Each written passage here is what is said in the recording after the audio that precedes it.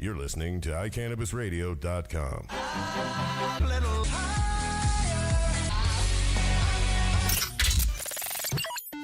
Hi, you're listening to my mom, Georgia Edson, on iCannabisRadio.com.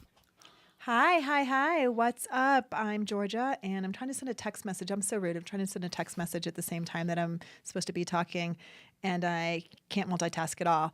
But it is a work-related text message that can't wait, so I apologize. Anyway, it is Monday, May 6th, 2013, and I am Georgia. You're listening to iCannabis Radio.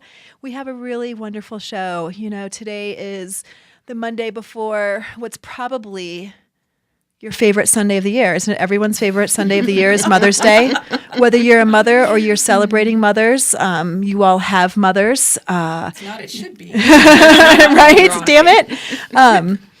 And so we have some mothers in the room, and we are going to talk about parenting and mothering and being a medical marijuana patient and what it means to be a medical marijuana patient, what it means when being a medical marijuana patient is also part of what your entire life looks like. It's a piece of your world. And so all of that is on the agenda tonight. And I kind of wanted to start with some cute quotes. This is Why God Made Moms, answers given by elementary school children to the following questions. You guys ready? Mm-hmm. Yeah, sounds good. Why did God make mothers? Number one, she was the only one who knows where the Scotch tape is. Exactly. Mostly to clean the house, to help us out of there when we were getting born. That was why God made mothers. How did God make mothers? He used dirt just like he did for the rest of us. Number two, magic plus superpowers and a lot of stirring. And the third answer for how did God make mothers, according to elementary school students, is God made my mom just the same as she made me. He just used bigger parts. That's cute. Elementary school students were asked what ingredients are mothers made of. And one of the answers was God makes mothers out of clouds and angel hair and everything nice in the world and one dab of mean. I think that kid meant a different kind of dab than what we were just talking about, right? I wonder what Gavin would say. I wonder what Gavin would say about that. They had to get their start from men's bones. Then they mostly used string, I think, is what another elementary school student said. Why did God give you your mother and not some other mom? And one of the answers was because we're related. Okay. And then God knew she likes me a lot more than other people's moms like me. What kind of little girl was your mom?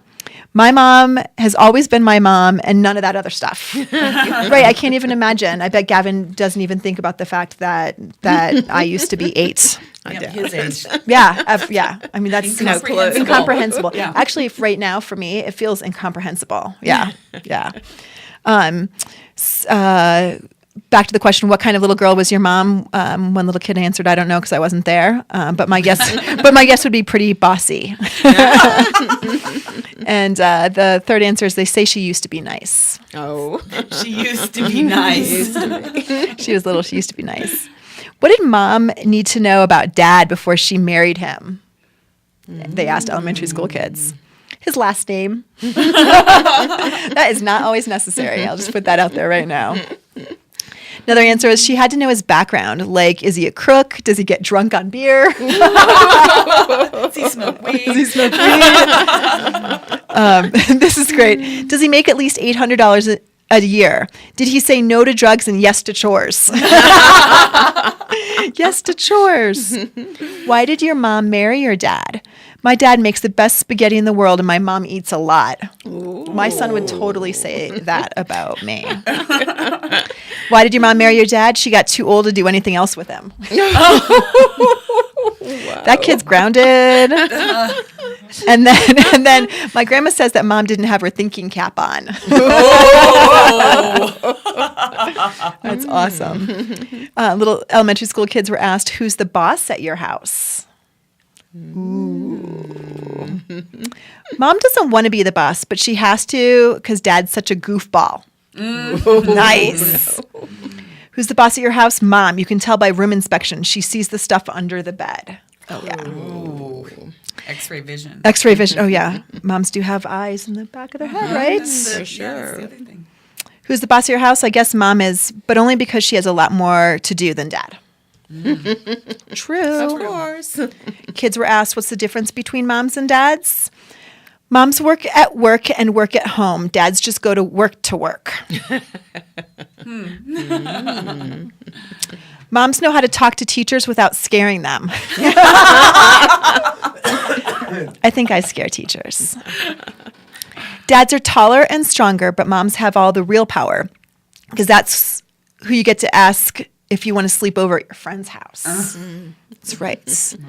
Moms have magic. They make you feel better without medicine. Oh. What does mom do in her spare time? Mothers don't have spare time. Yeah. Exactly. And then What spare time? what spare time? And then another child answered, to hear her tell it, she pays the bills all day long. What would it take to make your mom perfect?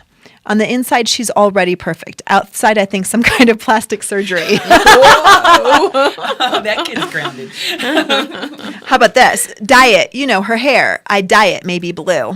If you could change one thing about your mom, what would it be? She has this weird thing about me keeping my room clean. I'd get rid of that. I'd make my mom smarter. Then she would know that it was my sister who did stuff, not me. Ooh. And then I'd like for her to get rid of those invisible eyes on her back. Oh, that's what we were just talking That's about. what we were just talking about. Sorry.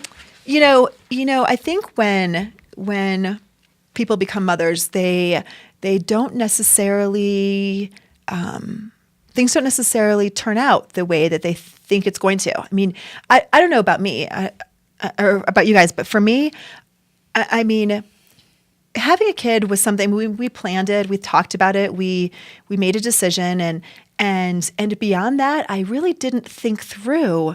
I mean, I don't need my kid to be a president. I don't need my kid to be anything other than whatever he's going to be.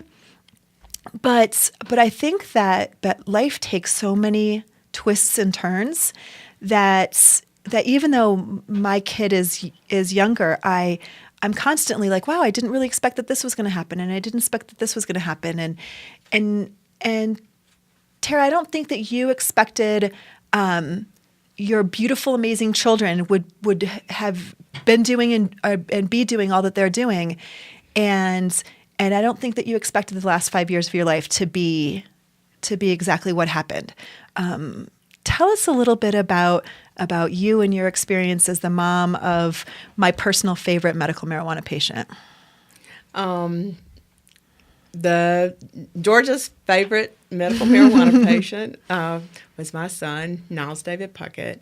And Niles came into this world August the 11th, 1980, and he left. Excuse me, March 16th, 2013.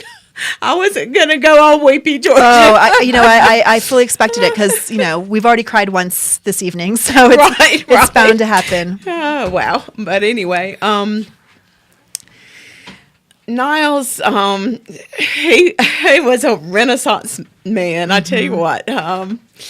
He, over the last 5 years, it was just a joy to be with him. And Ginger, his sister, thought it would be a wonderful thing to have Niles to come to Colorado with her so that he could have so many opportunities out here. And one of the wonderful things that happened in Niles' life was the opportunity to experience medical marijuana because he did suffer with so much pain, and he got in the end where he couldn't eat.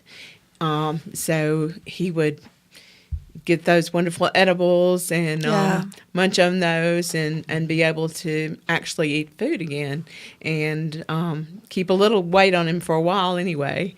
And he, thank you. He, just to kind of give you a background of what happened to Niles so that moms can be aware of these things happening and they can be on guard for their children. Niles was actually raped whenever he was in high school. He was 14 years old in high school, and he was raped by his history teacher who gave him HIV. And it stayed in his system for so many years, and he never knew that it was there. And then he was in his first year of law school at Ole Miss Law School and found out, well, he almost died in 2007. And he... In January 2008, I told him, I said, Niles, you've got to get to someone who can find out what's wrong with you. And so he was diagnosed finally with full-blown AIDS. And he, it had been in his system all that time. And Did you suspect it all?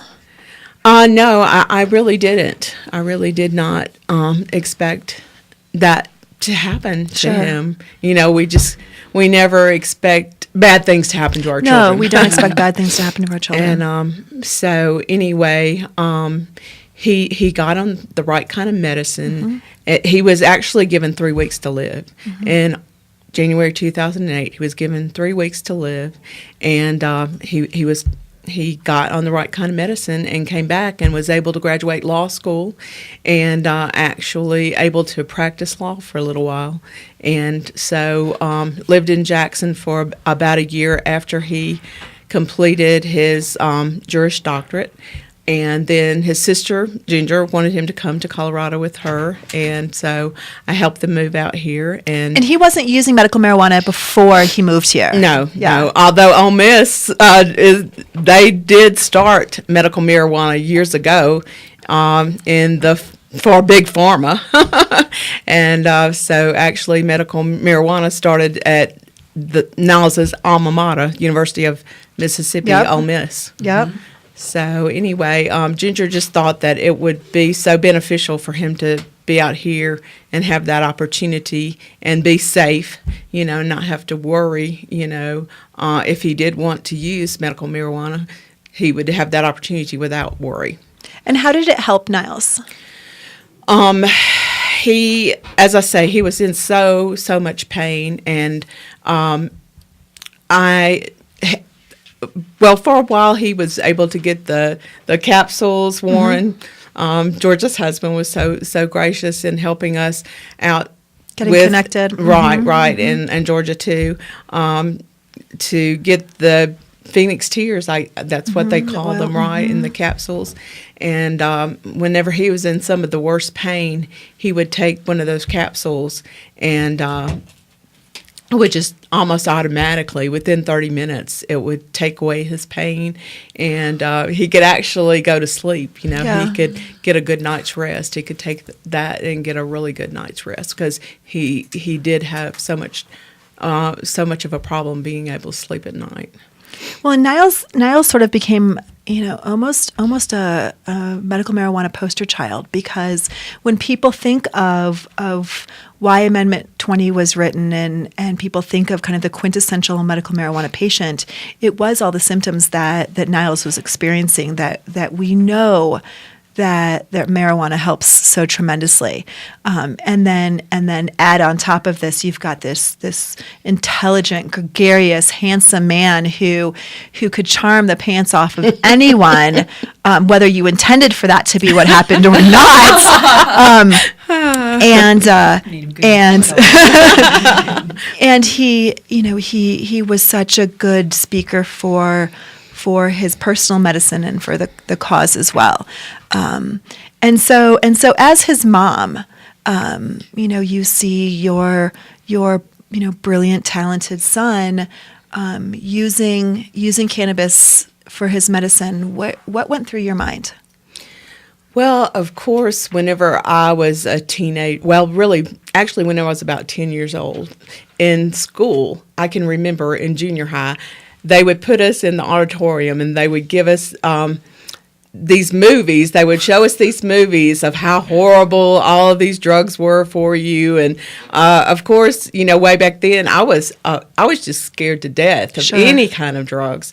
And so it just really opened my eyes whenever I got out here. And I knew I had always heard through the years how much medical marijuana helped people with cancer and that type of thing. Right. And so once I got out here and saw the good that it did for Niles and so many other patients, I just, automatically myself became an advocate because it's, it's a God-given thing. I mean, God made it. God made the plant, so why not use something that God made? It's not, chemical, artificially made and all that kind of stuff. So anyway, I think that we really, really should use something that God gave to us as a benefit. So it became very personal for you. It became very personal because your son needed it and benefited so greatly from it. And you parlayed that into, this isn't just about me and my son. This is about lots and lots of other people who could benefit from this natural medicine. Exactly. So we're going to take a quick break, and when we come back, I want to talk a little bit about Niles' passing and where you as his mom see your future as a marijuana advocate. Okay. You're listening to iCannabis Radio. My name's Georgia, and we'll be right back. The law offices of Edson, Maton, and Matz provide criminal defense, medical marijuana defense, and advice about setting up and running medical marijuana centers, optional premises cultivation operations, and infused product manufacturing businesses throughout Colorado. With offices in Denver and Aspen, we can offer assistance throughout the entire state of Colorado. Give us a call at 303-831-8188. That's 303-831-8188. Or visit us online at warrenedson.com. Whether you are a commercial grower or cultivate as a hobby, No Dough Urban Garden Supply is Denver's first stop for your hydroponic grow needs. With a wide range of products including House and Garden, Botanicare, and Fox Farm, their knowledgeable staff can get you started on your first garden or help you with your well-established business. No Dough Urban Garden Supply is located in downtown Denver at 1330 27th Street, 4 blocks north of Coors Field near MMD of Colorado. They are open 6 days a week from 11 a.m. to 6 p.m. Call 303-296-3424 or visit them on the web at www.nodoughurbangardensupply.com. The National Cannabis Industry Association would like to thank its members who represent the leading professional businesses in America's emerging legal cannabis market. NCIA is the only organization that has unified legitimate cannabis business across the nation to fight for real reform in Washington, D.C. For more information or to make your business a member, visit us online at thecannabisindustry.org.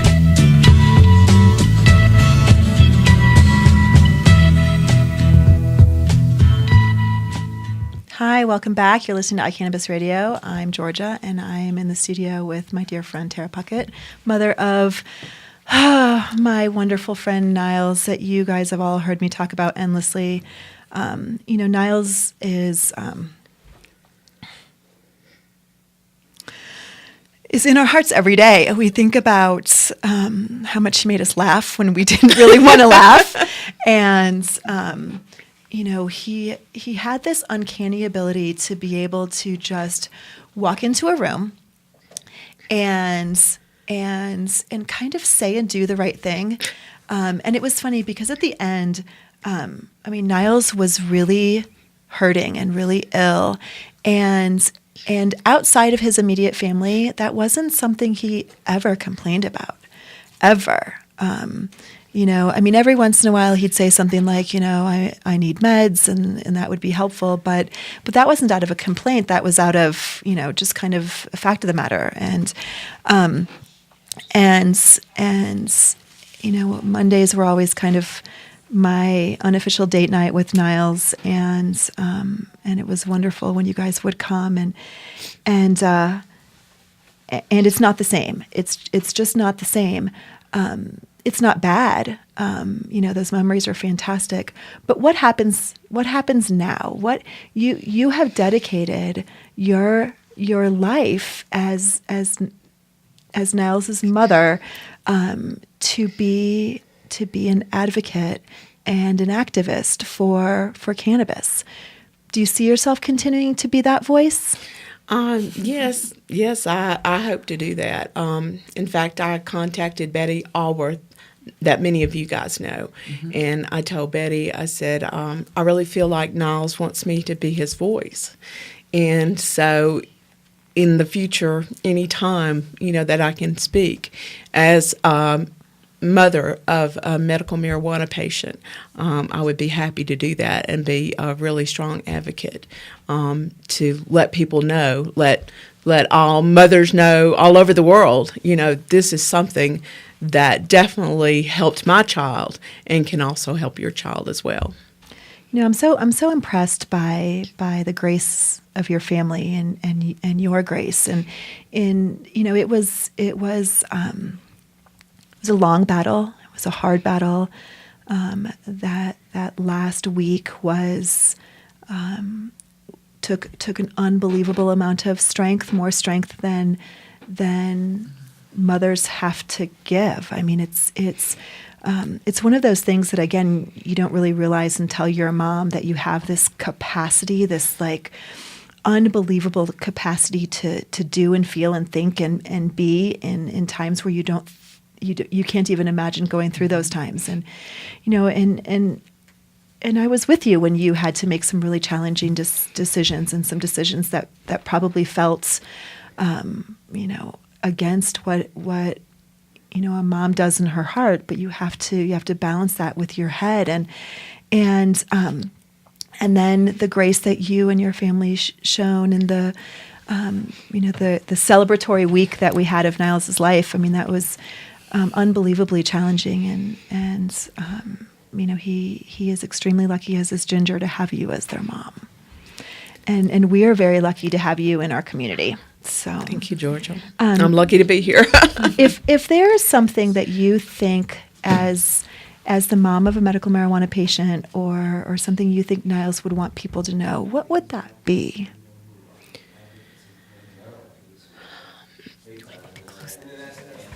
I just think that he would like everyone to know how beneficial it is in every way, from the edibles that he enjoyed because he had no appetite. And food's a big part of exactly the Puckett family. Food is love. I mean, Niles was a gourmet chef, and so he loved cooking for his friends and family, and he loved cooking for himself too. And he loved to eat all that wonderful gourmet food, and to be able to eat that, he needed to have those edibles he could munch on, so that he would have some appetite to actually keep himself going for as long as he did keep himself going for. I have to say, speaking of the whole food thing, and I know we've talked about this before, but one of the things that was so in Niles's character is, even when he wasn't feeling well enough to eat, he was always feeling well enough to cook. Right. And it was such a part of his heart and soul, was to cook for the people that he loved. And I remember, I mean, there were nights where you guys would come and he would just feel like hell. And I got, play-by-play of all the ingredients and everything that was in it. So, because what he put in his body was, I mean, he was very thoughtful of that. He was, and his Ginger, a diehard vegetarian, and that was,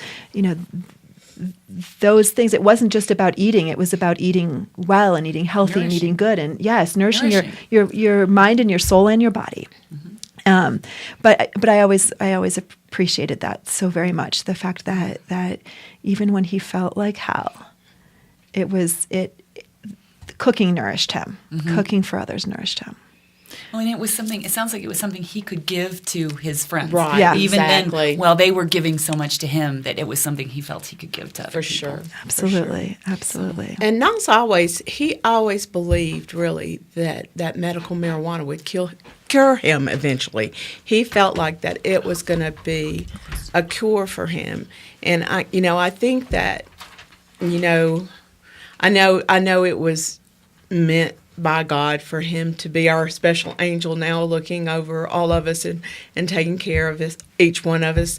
But had he been able to really get with the program, with the Phoenix Tears and all that, And that's something everybody, I think that's one thing that Niles would like everybody to know too, that if they can have the availability of the Phoenix chairs for them to, continue their life longer, he felt that was something that would definitely work. Yeah. Niles definitely believed in medical marijuana.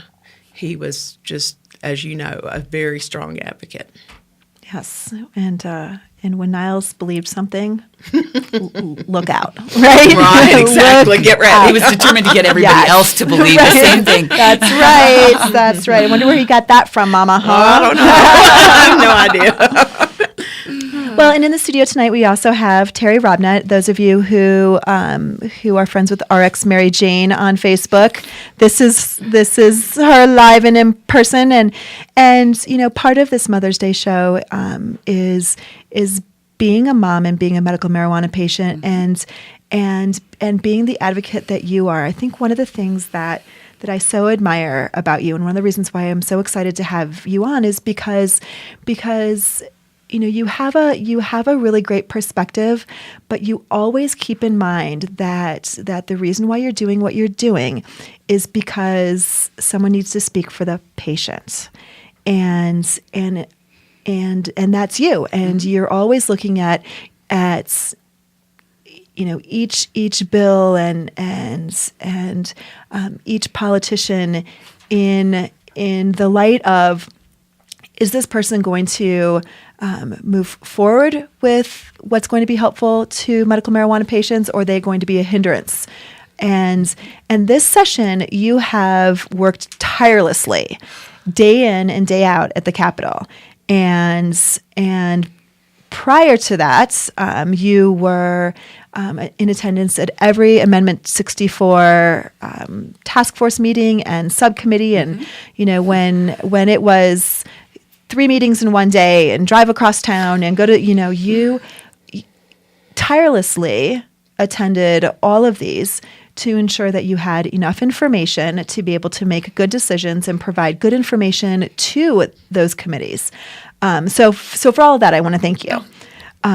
You're welcome. And as a patient, I want to thank you. You're welcome. But the reason why we wanted to talk tonight in particular was because there's been a lot of stuff. There's been a lot of stuff.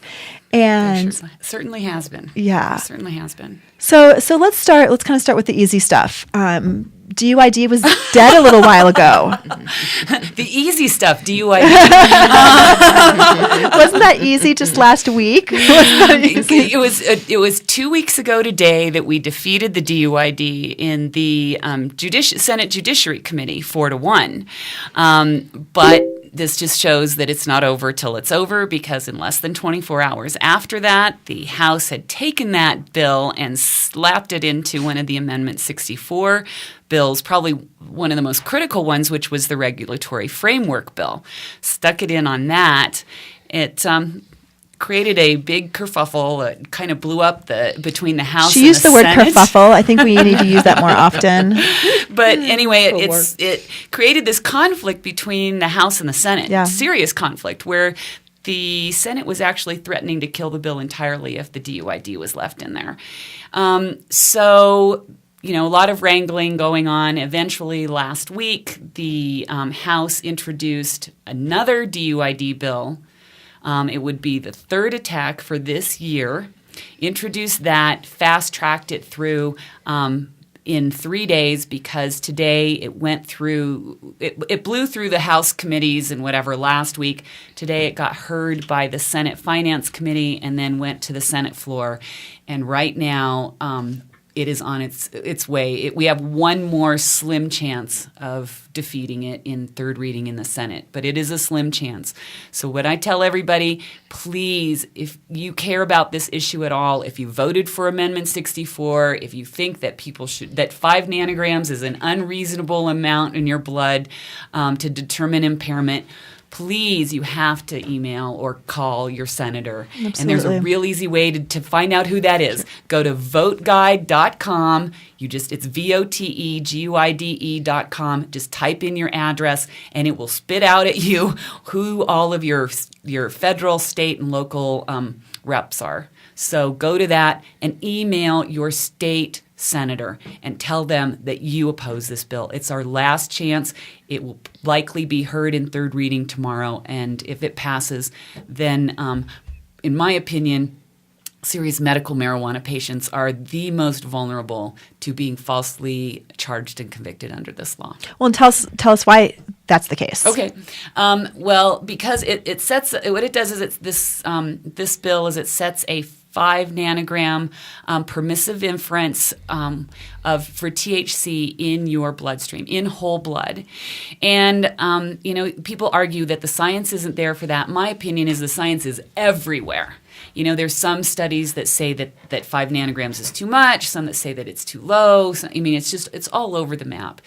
But they've latched on to this. They've been pushing this for the last several years, and we've managed to beat it back. But the issue is that the only way to know what the level is in your bloodstream is that you have to test your blood. I can't tell you what my nanogram level is. I can tell you whether or not I'm impaired. And so what we were advocating for is that patients at least should be charged or judged under current law, which is based on your actual impairment and not on some arbitrary number. Because if you are medicating like I am as a fibromyalgia patient, and I imagine as Niles was, and you're doing a lot of edibles, they stay in your system longer, you're doing high amounts, and the object of the game is to keep a high level of cannabinoids in your system. So I have to assume that I am always over 5 nanograms, and I would say any serious medical marijuana patient that is doses on a regular basis needs to assume that they are always over 5 nanograms. And vulnerable to being busted for DUID now. And there was a proposal of having a patient exemption, and that's gone. Well, Senator Stedman tried bringing that up in second reading, and he did put forward the amendment, and it failed. I don't know how close the vote was because they didn't announce the numbers, but they did actually do an actual standing vote, so the count will be available at some point in the future. But that amendment failed because the attitude is that if you're going to be intoxicated on marijuana, impaired by marijuana, it doesn't matter whether that's medical or recreational. That the person who you kill on the highway isn't going to care. So that's kind of the attitude that came from that. So patients need to definitely hurry up and email their senators. Yes. Call or email, go to voteguide.com and find out who your senator is and tell them you are in their district, you are a constituent, you are vote. One of their voters. You vote. Because we will remember this come the next election. Absolutely. We're going to take a quick break, and then we're going to do a little bit more of a legislative rundown, and then we're going to talk more about parenting. You're listening to iCannabis Radio. We'll be back in a minute. High up in the Rockies is beautiful Frisco, Colorado. Medical Marijuana of the Rockies is a medical marijuana center with compassion for Colorado's medical patients. Looking for great meds grown organically in soil? You've come to the right place. Medical Marijuana of the Rockies is just off I-70 at exit 203. Check them out at the web at www.mmrockies.com. Their ever-changing strain and clone selection is updated on the website daily. When making a trip to the mountains, no matter the season, stop by Medical Marijuana of the Rockies. Make sure you say you heard about them on iCannabis Radio. You can call 970-668-MEDS to get more information. Medical Marijuana of the Rockies, your mountain source for meds. Let's face it, rules and regulations are complicated, especially in the field of medical marijuana. Let Medical Marijuana 101 help you get through the compliance process. We can also explain to you your employment requirements, your employees, and your business. But our work doesn't stop there. Our experience in cultivation ranges from the design of grow rooms to the diagnosis and resolution of grow problems. Visit us at www.medicalmarijuana101.com or call 303-388-7706. That's 303-388-7706. I'm Gary Johnson, and you're listening to iCannabis Radio, and I want to say, talk it up, Colorado. Hi, welcome back.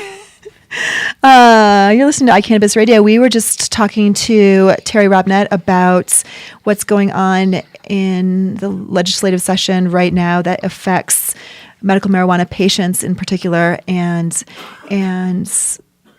you got to contact your senators. I mean, first of all, the idea of getting a roadside blood draw is terrifying. But that's not enough. I mean, 5 nanograms is nonsensical. Is a nonsensical amount.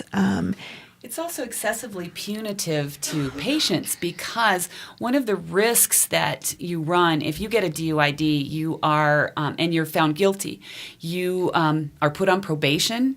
And where the judicial system is right now, if you're on probation, chances are you are not going to be allowed to use medical marijuana while you're on probation because drugs the are drugs requirement is that you remain lawful, and that the courts in Colorado have determined that includes both state and federal law. Since cannabis is illegal by federal law, the courts have decided that means that you cannot use cannabis while you're on probation, even if that's for medical reasons. So. I've talked to medical marijuana patients all the time that say, I'll give up my license before I give up my medicine. Yes. For me personally, I mean, it's what enables me to function. I mean, for not, Exactly. I mean, it's like I can't get through the day without it because that's all I use for my fibromyalgia.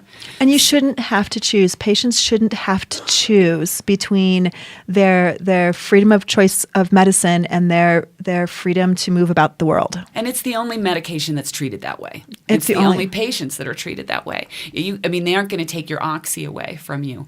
And Now, Lord knows they should. Well, and you can throw yourself on the mercy of the courts, and hopefully the judge will not hold you to that because they have some judgment in that. But I mean, in certain rural areas, or you go down to El Paso County, how friendly are the courts going to be? Or That's up right. in Weld County. That's right. So it's really not fair. So in the next session, one of the things that we want to address is the whole probation issue regarding medical marijuana. Whether it's for a DUID or anything else. We still have, I mean, no matter what, we have an awful lot of work ahead of us. Tell us a little bit about the child endangerment bill. Just the name, the child endangerment bill. It is the drug endangered child I'm definition. sorry. Thank you. The drug endangered child definition. Oh my, yes.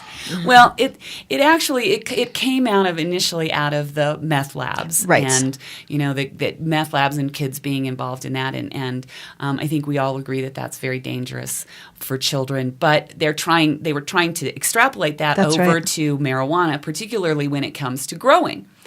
So they put forward a bill that essentially said that any Schedule I or Schedule II substance, if you are using, possessing, selling, manufacturing, etc., any Schedule I, Schedule II substance that around a child, that child could be determined to be a drug-endangered child.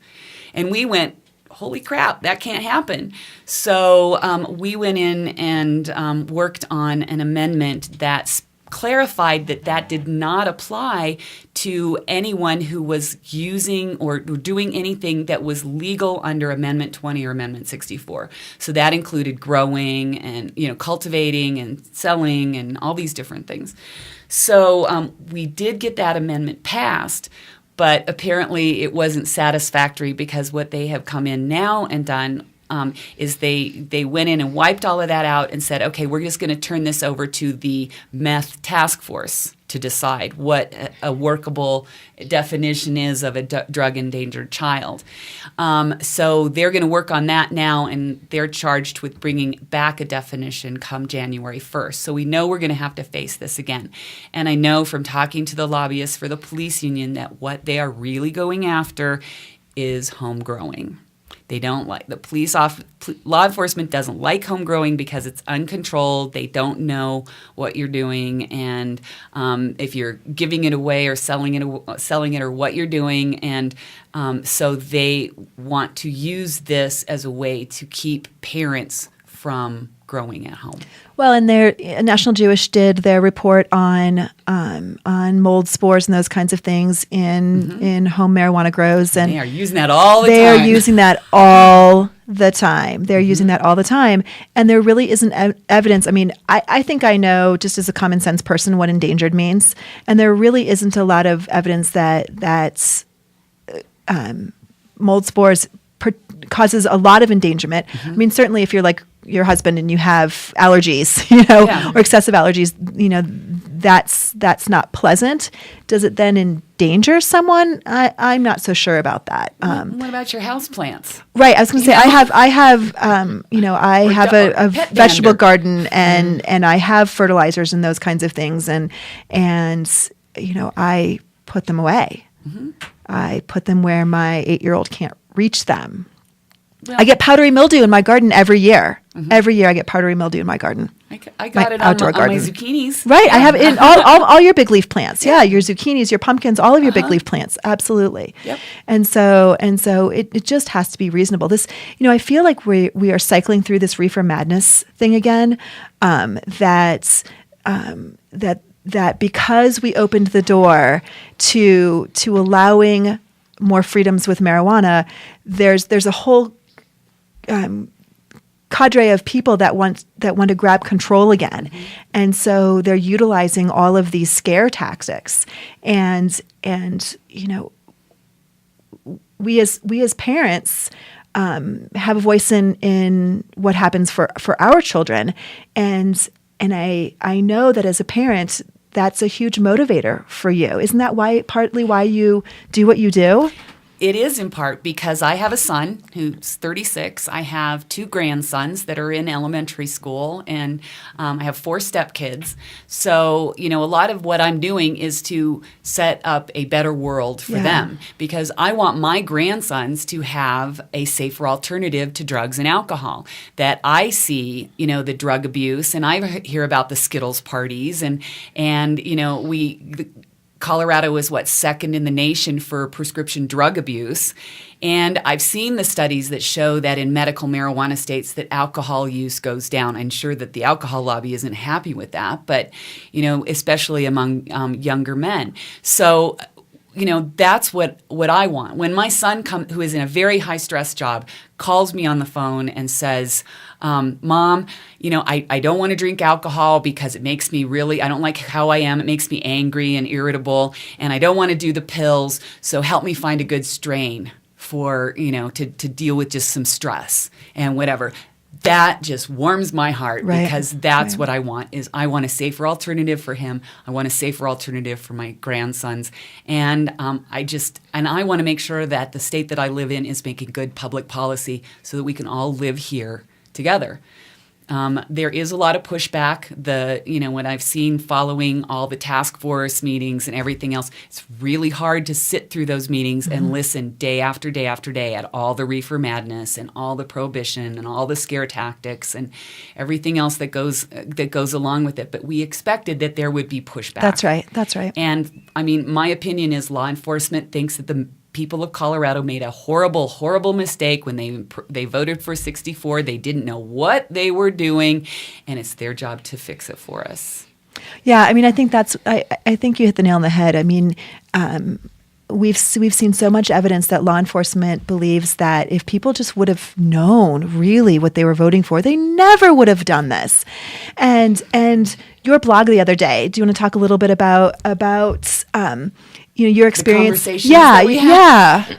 Well, and I'll talk to anybody about marijuana. It's part of the reason I came out is because I figured I didn't have kids in the house. I wasn't in a place where I had a lot to lose if I came out, like a lot of other people where they have jobs and kids and et cetera. So I kind of just made myself available that, yep, it's up to me to do this for the people that can't. And so I'll talk to anybody about medical marijuana. And my husband and I were sitting at breakfast, and the woman sitting next to us that overheard our conversation about what's going on in Aurora, started asking and curious. People are so curious, and we got into this conversation. I always ask, so what did you think that we would get with Amendment 64? Did you think that there would be something similar to liquor stores? Well, yeah. Did you think there'd be something similar to clubs, or whatever? Well, yeah. Did you think people would be able to smoke a joint on their front porch? That's kind of been the topic at the task force. Well, yeah. And this woman, the only real objection she had is she didn't like them all clumped together, but she doesn't like all the bars and liquor stores all clumped together either. So it was really kind of not particular about marijuana. It was anything. We ended up in a Catholic bookstore and ended up talking to the mother of the family that owns this, she's in her 80s, her son is in his 50s, about, medical marijuana. And they thought it was just great. And Amendment 64 was just great. And the idea of, why are you going after people, worried about people with DUID when everybody just drives 10 miles an hour? It was that kind of thing. They had no problem with it. We went into a garden center, and the guy that was there was saying, gee, I'd really like to be able to sell marijuana plants like I sell any other bedding plants that are in here. And everybody that we asked, what did you expect, et cetera, didn't have an issue. It's the people that the older people that go to the town hall meetings that want everything to be the same, and it's the prohibitionists that these senators hear from. And that's why I tell you, you have to call your senator and let them know, because if you're not telling them what you want, somebody else is telling them what they want, and it may not be the same thing. That's right. Yeah, and if you remain silent on this issue and you're passionate about it, then you've done nothing. It's not difficult just to send a quick email. It's really quite simple. And it's not the same. I mean, bitching about it on your Facebook page with your friends is not being an activist. No. If you want to be an activist or you want to be an advocate, it means you actually have to. Activist, the first three letters are act. You have to actually go and do something. And I sincerely believe that if everybody does their job, everybody has a job to do. It doesn't mean you have to be up at the Capitol. It doesn't mean you have to be testifying. But maybe your job is that, you reach out to your particular senator, or you find a candidate in your district to support in the next election that's 420 friendly. But if everybody's just doing their part, then we're successful. And that's what we did with the DUID earlier. Yeah. Unfortunately, though, we've gotten pushback that made it nearly impossible for us to defend. What does your son think about your activism? Well, how many sons get a text from their mother that says, I just wanted to let you know I'm heading to the Capitol to defend your parental rights to use cannabis. Right? Way to go, Mom. So, yeah, that's the relationship we've always had, and so, his big thing is, he gets mad when I'm on the news and I don't let him know. Or something like that. He'll probably be upset that I didn't tell him I was going to be doing this, but he can listen to the archive. That's right. Absolutely. Absolutely. It's so interesting that, I think what we all have in common is that our responsibility as a parents is more than just, you bathe and clothe and feed and shelter your child. It stretches out to, you want to make the world a place that makes sense for them. Mm-hmm. And there are things about our approach to drug law, and in particular cannabis law, that doesn't make sense to us. And so we want it to change, because no matter what our children are doing or what they have done, it's not okay until the laws make sense, and our kids and their kids and our kids' friends get to grow up in an environment that is sensical, that is logical. Well, and I don't want you, or I don't want my son and daughter-in-law to be concerned that someone's going to come and try and take their kids away simply because they've got a marijuana plant in the house, or they're, smoking some weed. Right. It's absolutely ridiculous. And at the task force meetings, I stood up and told them, I am so tired of they were demonizing parents, using marijuana to the point that you'd think that all we cared about was corrupted kids. Right. And, I had to get up and say, I'm tired of this, because I'm doing this because I'm a parent. That's right. Because I care about my kids and I care about other parents.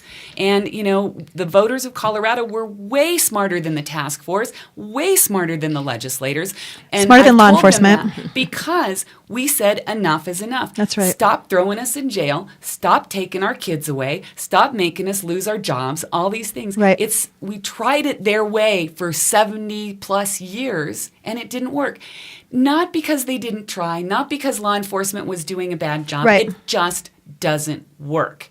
So let's take another approach. That's right. And, it's like I said, the voters of Colorado, in my opinion, where law enforcement thinks we were all really stupid, my opinion is we are way smarter than they were. That's right. That's right. And again, we need to speak up because it's not over. It's not done. Just because the election's over, the task force is over. This is the most important part right now. Well, and even when the legislature's over, we still have rulemaking and we still have to come back. There's a lot of work to be done. We still have to deal with employment issues. We still have to deal with patients that get thrown off of transplant lists because they're using marijuana. Right. We still are going to have to deal with this drug endangered child definition. Right. And it's constantly having to be vigilant, making sure that some little thing doesn't slip through. That's right. And this year, it's been incredibly difficult up at the Capitol because it's been this divide and conquer. At one time, I swear, I was tracking 10 different bills that were related to marijuana in some way. Wow. And it was absolutely insane. Now we're getting down to the wire. And, for good or for bad, at least in a few days, we should know what we're looking at moving forward.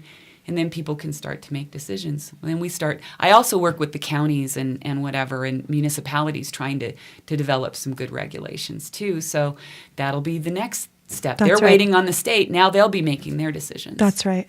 We're going to take a quick break and then we'll come back and talk a little bit about Mother's Day and wrap it up. Yes. We'll be right back. Are you a runner? Are you a runner who supports marijuana legalization? Run on Grass is a group of athletes actively seeking to change our marijuana laws. We speak the truth about cannabis, bringing the message through our feet to new ears. Check out runongrass.com to find out more about us, our events, and how to join up or how to sponsor a runner. If you're in the Denver area, please join us for runs or start a group in your area. Running not your thing? Any sport can do it. On Grass. Runongrass.com. Are you a medical marijuana patient or interested in finding out how to become one? Contact Mile High Wellness, where your care is our concern. Conveniently located on Hamden and Tamarack in the Whole Foods parking lot behind Proof of the Pudding. Mile High Wellness offers a wide variety of edibles, hashes, and some of Colorado's top strains. Mile High Wellness, where your care is our concern. 3525 South Tamarack, Suite 110, on the corner of Hamden and Tamarack. 720-382-8516. Mile High Wellness, where your care is our concern. Green Faith Ministry is for spiritual guidance, MMJ information, and networking combined with compassionate care on the way to enlightenment with all Green Faith sacraments. Green Faith provides charity assistance, including medical and food throughout the year. Contact them at greenfaithministry.com. Welcome back. Really quick little sappy poem before I was a mom, I slept as late as I wanted to and never worried about how late I got into bed. I brushed my hair and my teeth every day. Before I was a mom, I cleaned my house each day. Warren's laughing as he's hearing all this.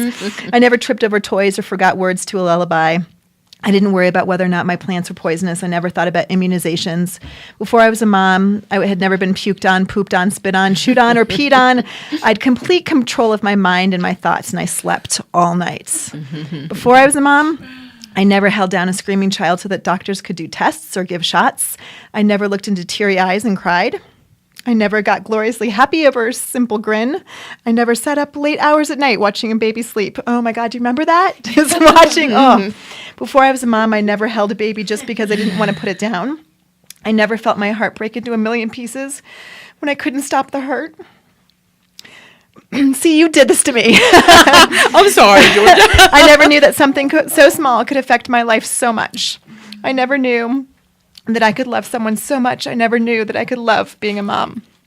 Before I was a mom, I didn't know the feeling of having my heart outside my body. I didn't know how special it could feel to feed a hungry baby. I didn't know the bond between a mother and her child. I didn't know that something so small could make me feel so important. Oh my gosh, I am so sappy tonight, I told you. Before I was a mom, I had never gotten up in the middle of the night every 10 minutes to make sure that all was okay. I had never known the warmth, the joy, the love, the heartache, the wonderment, or the satisfaction of being a mom. I didn't know I was capable of feeling so much before I was a mom. And I never knew how much love my heart could hold until someone called me mommy. We become parents, moms and dads, and our souls shift, and everything moves in a slightly different direction. And we think that we just put this thing on our hip and we just move about our lives, but everything changes a little bit, and everything becomes a little bit more important, and everything becomes a little bit clearer, and our motivations become so important. Our desire to hold this other person and walk them through their life and watch them do all the things that they're going to do becomes more important than anything that we wanted to do for ourselves. And it's a pretty special club to be in, as we can proudly look at our children. And I feel very proud to be in a room with you ladies, because you're the epitome of what it takes to be a giving, loving mother on this Mother's Day week. And you don't have to be an amazing activist. You don't have to be, this graceful person. You just have to decide that you are going to do a little something, whatever that is, to make this world a better place. And that's kind of what moms do inherently. And to be a mom and a medical marijuana patient and a wife and is amazing. And to fit it all in is fantastic. To always think about how you're going to support others in your life is what a mom does. And on this Mother's Day week, moms, I implore you to talk to strangers at breakfast about marijuana, and break those stereotypes of what people think that marijuana activists and marijuana consumers are. You guys all know, I've talked about it a million times, my son knows a lot about medical marijuana and a lot about cannabis in general. He has been to lots of events and talked to all of you, and you guys have provided him the education that's the village I want raising my son. That's the village that I need. And we need to expand that. We need more people to be that voice, so that when we've got these terrified people who think that the sky is going to fall because of the passage of Amendment 64, that we can show that we've got these brilliant, healthy minds that are making decisions based on the truth that we as parents are providing them. And that's what we're going to do. That's what we're going to do. One of the really beautiful things about being a mom is that no matter what happens, whatever goes right or wrong in your life, you can always look at your kids and feel like you've done something right in your life. I mean, it's like I look at my son and my grandsons, and that no matter how horrible life may be going at the moment, I know that because of them, I've done something worthwhile with my life. Wow, absolutely. And you too, absolutely. with your children, I'm sure. Yeah. Absolutely. That's my gift. Well, and what could be a better gift than what we get from them? Mm-hmm. I mean, it's phenomenal, and those memories and every bit of that is so very important. And speaking of memories, I've got to show this. This was my Mother's Day gift from Tara. This was Niall's spider ring. That's the story. Yes, and so that's one of those things that it's so funny when I saw that tonight, when you gave me that tonight. The first thing I thought of is that he totally would have wanted me to have that. Definitely. He knew that I needed to have a spider. I needed the spider. And to know your son so well, and to know in his head. I mean, it's funny. I've said a lot. In the hospital, Niles and I, besides reading The Westward, I told Niles a bunch of secrets that the last time I got to spend time alone with him, and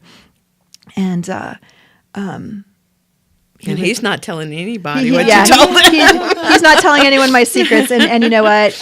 Even if he were in the room next to us, he would still not tell anyone my Exactly. secrets. And That's just the kind of guy he that's was. the kind of guy. That's the kind of man you raised. That's the kind of man you raised. I could tell him all kinds of juicy stuff, and he'd keep it to himself. He could. So, ladies, happy Mother's Day. Happy Mother's Day, and much love. It's a fantastic week on iCannabis Radio. We've got a lot of stuff going on. Make sure that you talk to your mom if you can. If you cannot talk to your mom, just talk to yourself. She'll hear you. Tomorrow, Sex Pot Radio from 6 to 8. Thursday, the Hemp Connoisseur from 4 to 5. And then of course each day this week from 11 a.m. to 1 p.m. John Doe Radio. Next week on Monday from 3 to 4 is In the Lab with Jennifer Murray and Jill Lamoureux. And of course, I'm back on tomorrow or next Monday at 7 p.m. I want to thank my sponsors really quick. Mile High Wellness, Noto Urban Garden Supply, Edson Mate and Matt's Medical Marijuana of the Rockies, Cuffle Collmore and Company, Medical Marijuana 101, and Run on Grass. And Terry and Tara, thank you so much for being with us tonight. I hope you guys have a wonderful Mother's Day. Thank you. Mother's Day. Happy Mother's Good night. Talk to you guys next week.